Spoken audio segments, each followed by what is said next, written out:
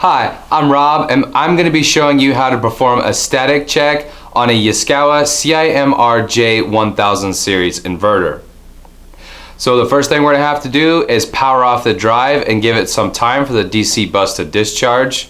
On most of these inverters, there is a charge lamp that will stay illuminated as long as the DC bus is holding a charge. So once that lamp goes off, we're going to go ahead and verify that the DC bus has been discharged before we perform any tests. So go ahead and set your meter to the DC function, and let's measure between the DC bus and see if there's any voltage.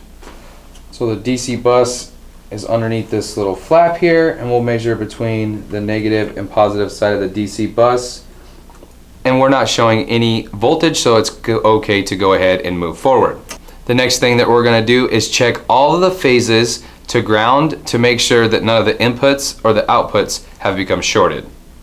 So we're going to go ahead and put our meter to the resistance function. We're going to go ahead and find a good ground and put our ground probe there. And then we're going to measure between RS and T and UV and W. That's T and UV. W. Alright, so that's great. None of the phases are to ground, and so we'll go ahead and move to our next test. We're going to now check the transistor module on the inputs and outputs, making sure that they're in good shape. So let's go ahead and move our meter into the diode check function. And we're going to take the negative side of our multimeter and put it on the positive side of the DC bus. And then we're going to take the positive side of our meter and go between R, S, and T. We got 0.47, 0.47, 0.47, or 0.48. Alright, so let's go ahead and switch up the leads, and we'll take the positive side of our multimeter and put it on the negative side of the DC bus.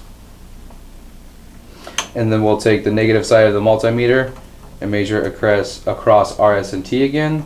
0.47, 0.48, 0.47. These readings should be anywhere between 0.2 and 1 volt. It's just most important that they are all balanced across all three phases.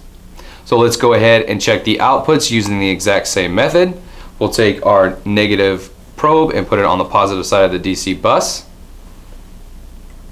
And then we're going to check between UV and W with the positive side of our probe. 0.45, 0.46. That's great. Let's switch up our leads.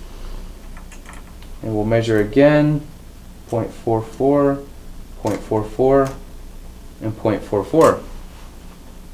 Great, so this drive just passed both of the static checks, and if your drive passed both tests and you're still having a problem, please reach us at Precision Zone for more help.